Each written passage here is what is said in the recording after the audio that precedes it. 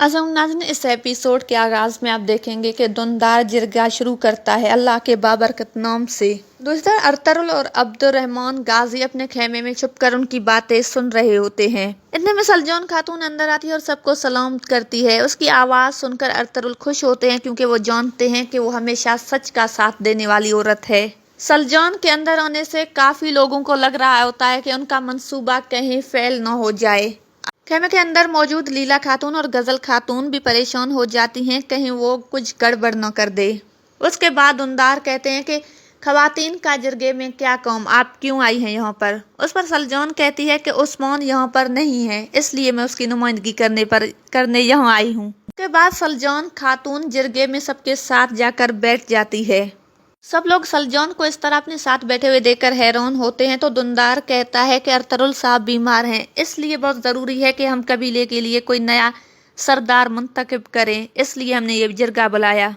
उस पर सलजोन कहती है कि क्या मैं इस कबीले के रवायात से अनजान हूँ, क्या मुझे नहीं पता कि एक सरदार की मौजूदगी में इस तरह का जिरगा नहीं बुलाया जाता है। अभी अरतुगरुल साहब जिंदा हैं, इसलिए हम किसी और सरदार को मुंतखब नहीं कर सकते और इखलाकी तौर पर इस जिरगे का कोई जवाज नहीं बनता, इसलिए बेहतर होगा कि इस जिरगे को यहाँ पर ख़त्म किया जाए। अरतुगरुल उसकी बातें सुनकर खुश होता है। उस पर दुनदार कहता है कि आप चुपचाप यहाँ से चली जाएं, नहीं तो मैं अपनी ताकत का इस्तेमाल करूँगा। ये सुनकर अरतुगरुल शदीद मायूस होता है कि ये किस तरह की रवायात है, औरत से किस तरह ऐसी बात कर सकते हैं। उसके बाद सलजोन खातून कहती है कि अगर यहाँ मौजूद किसी भी शख्स में हिम्मत है तो मुझे हाथ लगा कर दिखाए, मैं यहाँ पर बैठ गई हूँ। जिरगा जारी होता है, इतने में बमसी अंदर आ जाते हैं। सब लोग बमसी को देखकर एहतरामन उठ जाते हैं। बमसी कहता है कि ये क्या हो रहा है, इस तरह का काम कैसे कर सकते हैं हम लोग। अरतुगरुल बमसी की आवाज़ सुनकर बहुत खुश होते हैं। बमसी कहता है कि कोई सलजोन खातून को हाथ भी नहीं लगा सकता जब तक मैं यहाँ पर मौजूद हूँ। लीला और गजल खातून बमसी के आने से मजीद परेशान हो जाते हैं। उसके बाद सलजोन कहती है कि अब यहाँ पर मेरा कोई काम नहीं क्योंकि बमसी आ गए हैं, अब जो भी होगा बमसी साहब संभाल लेंगे। ये कहकर वो खेमे से बाहर आ जाती है। दूसरी तरफ यावलक अरसलान जैर कोताई और ओस्मान को ले जा रहा होता है। जैर कोताई कहता है कि आज के हाथू हमारी हड्डियों का शोरमा बना देगा, आज वो हमें जिंदा नहीं छोड़ेगा। उस पर ओस्मान नाटक करते हुए यावलक अरसलान से कहता है कि मैं एक बार यहाँ से आज़ाद हो जाऊं तो मैं तुम जैसे गद्दार का सर कलम कर दूंगा। बाहर फिलातियुस कबीले पहुंच जाता है तो स्काई के लोग उसे देखकर उस पर लानत भेजने लगते हैं।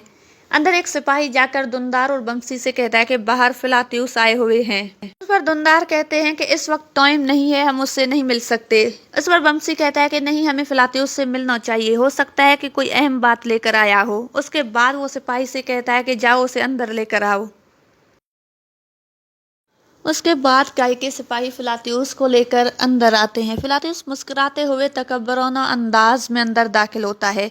उस पर दुनदार कहता है कि क्या तुम आज भी हमें अमन की बातें बताने आए हो, अमन के बारे में दर्स देने आए हो।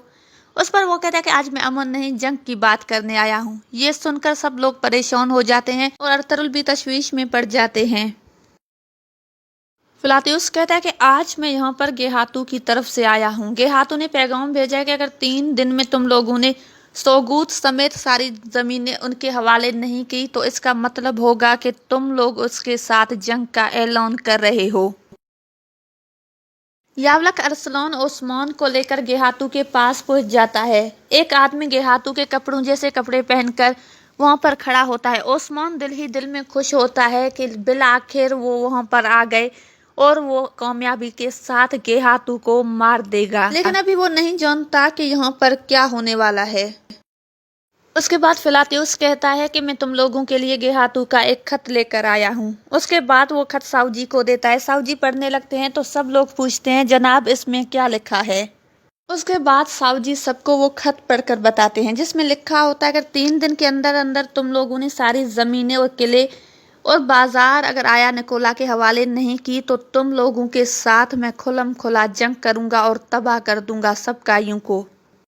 उसके बाद फिलातियुस कहता है कि तुम लोगों के पास सिर्फ 3 दिन का वक्त है और इस जंग में रूमी सिपाही और रूमी लोग भी उसके साथ होंगे, वो अकेला नहीं है। उसके बाद फिलातियुस उन सबको बताता है कि हातू ने अर्गोनियों खान को भी मरवा दिया है, वो बहुत जल्द तबरेज जाएगा और अलहानियों का नया हाकिम मुकर्रर होगा और भरपूर ताकत के साथ तुम लोगों पर हमलावर होगा। इसके बाद अरतुगरुल कहते हैं कि अब क्या होगा, इतनी बड़ी लड़ाई को हम कैसे बर्दाश्त करेंगे। दूसरी तरफ जिरगे में वम्शी गुस्से से उठ जाते हैं और कहते हैं कि अब इस जिरगे को खत्म कर दो, हमारे पास जंग के लिए सिर्फ 3 दिन हैं, इसलिए जंग की मनसूबाबंदियों में लग जाओ सब। ओस्मान वो वाहिद इंसान है जो हमें इस लड़ाई से निकाल सकता है, ओस्मान के सिवा मैं किसी पर भरोसा नहीं कर सकता। ये सुनकर सावजी आपे से बाहर हो जाते हैं और कहते हैं कि वो ओस्मान जिसने हमेशा हमारे लिए मुश्किलातें पैदा की, जिसने हमेशा हमें जंग की हालत में रखा, क्या आपको अभी भी लगता है कि वो हमें इस सूरत हाल से निकालेगा? उस पर वम्शी चीख चीख कर कहते हैं कि हाँ, मुझे ओस्मान पर भरोसा है, वही हमें इस सूरत हाल से निकाल सकता है, एक वही है जिस पर मैं इस सूरत हाल में भरोसा कर सकता हूँ। अरतुगरुल वम्शी की बातें अपने खेमे में सुन रहे होते हैं। उसके बाद सावजी और वम्शी में शदीद लड़ाई शुरू हो जाती है, वो शदीद किस्म के बहस में मुब्तला हो जाते हैं। उसके बाद जिरगे के लोग उठकर उन दोनों की इस बहस को ख़त्म करने की कोशिश करते हैं और यहाँ पर इस एपिसोड का इख्तिताम होता है। वीडियो पसंद आए तो लाइक शेयर ज़रूर करें और मेरे फेसबुक पेज को भी ज़रूर फॉलो करें। साथ साथ मेरे यूट्यूब चैनल उज़्मा खान, जिसका लिंक मैं डिस्क्रिप्शन में दे रही हूँ, उसे ज़रूर सब्सक्राइब करें। अपना बहुत ज़्यादा ख्याल रखें, दुआओं में याद। मिलते हैं नेक्स्ट किसी वीडियो में, तब तक के लिए अल्लाह हाफिज़।